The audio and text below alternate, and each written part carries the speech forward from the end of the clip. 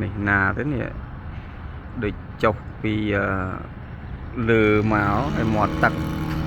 sợ tu kế vậy tức lại này tu sợ tu sợ boat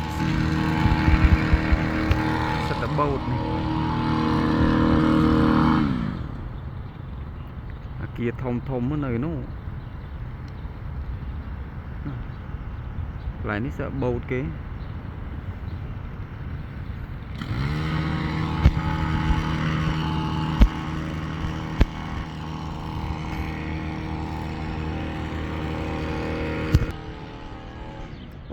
nè lại cái châu tu châu ấy thế nè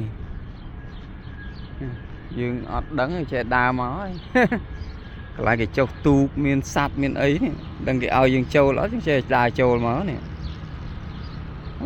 nè miền chạp sạt miền tắc đằng miền thầy ở đấy nè sợ tu wow.